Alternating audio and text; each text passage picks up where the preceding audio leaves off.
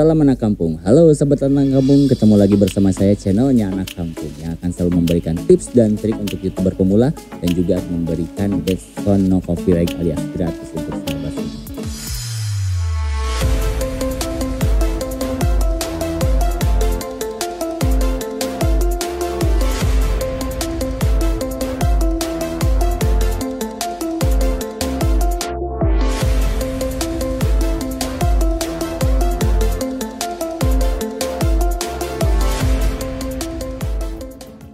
Oke, pada konten kali ini saya akan memberikan tips dan trik bagaimana YouTube meninjau channel kita saat kita mengajukan monetisasi. Sudah jelas bahwa peninjauan monetisasi itu dilakukan secara manual. Yang maksud dilakukan secara manual itu ya dilakukan secara manual oleh manusia gitu kan, bukan mesin ataupun bukan robot. Nah, bisa dibayangin dalam satu hari berapa ribu channel mengajukan monetisasi dan mungkin bisa jutaan channel di seluruh dunia mengajukan monetisasi.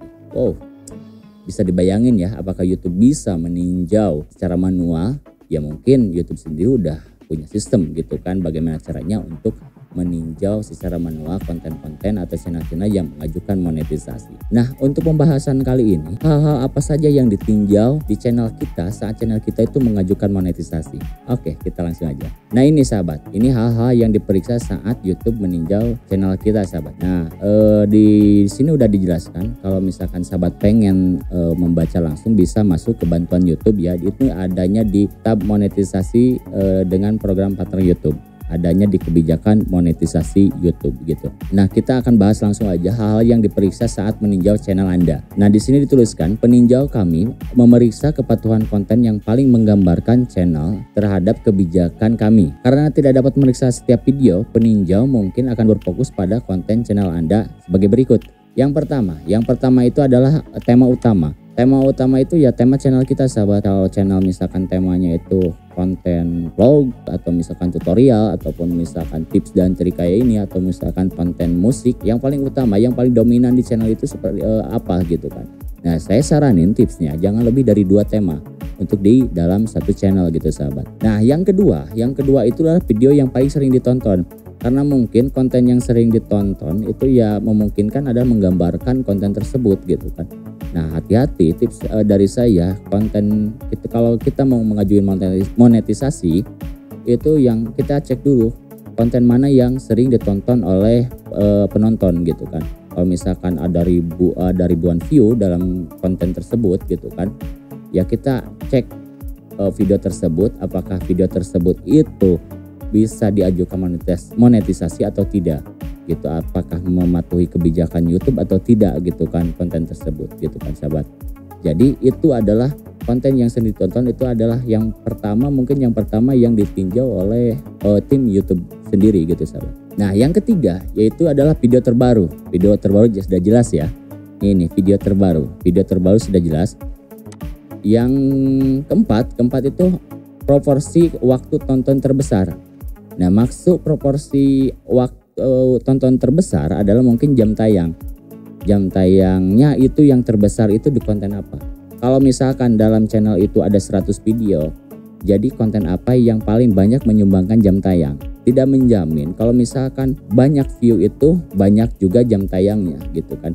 Bisa aja view-nya sedikit tapi jam tayangnya banyak. Nah, seperti itu sahabat, proporsi tonton terbesar gitu kan, proporsi tonton terbesar. Jadi ya kalau misalkan kita mengajukan monetisasi, jadi sahabat ya cek dulu video yang menyumbangkan jam tayang yang banyak, apakah konten tersebut memenuhi kebijakan monetisasi YouTube atau tidak gitu. Nah itu sahabat. Terus juga yang terakhir itu adalah metadata video. Kemarin saya udah bahas metadata video, hanya mengulas sedikit. Metadata video itu termasuk judul, thumbnail, dan juga deskripsi sahabat. Kata saya kemarin, jadi jangan aneh-aneh gitu kan. Dari judul, thumbnail, dan deskripsi itu harus nyambung gitu kan. Judul, thumbnail, dan deskripsi harus nyambung. Jangan yang aneh-aneh thumbnailnya terus deskripsi. Nah, yang di deskripsi ini biasanya sahabat YouTuber nih biasanya malas atau mungkin agak kebingungan untuk menulis deskripsi. Padahal gampang banget untuk menulis deskripsi. Itu sahabat tinggal nerangin aja video atau konten tersebut gitu kan. Itu apakah mulai dari tempatnya atau misalkan mulai dari apa cara pembuatannya, terus juga mungkin alat-alat yang digunakan untuk membuat konten tersebut gitu. Di deskripsi itu penting banget karena untuk membaca metadata YouTube gitu, mulai dari judul, thumbnail, dan deskripsi itu.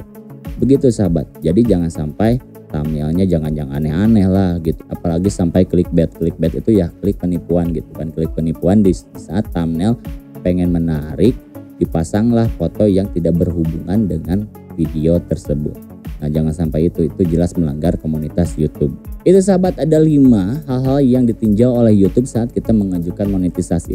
Dan saya ingatkan, itu monetisasi dilakukan itu secara manual tim YouTube.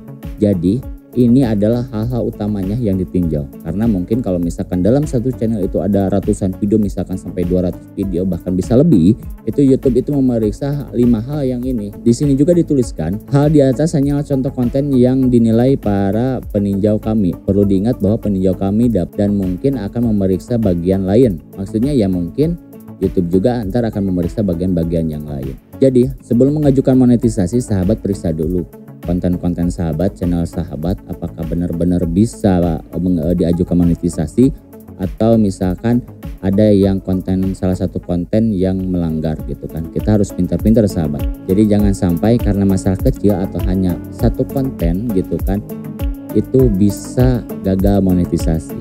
Salam anak kampus.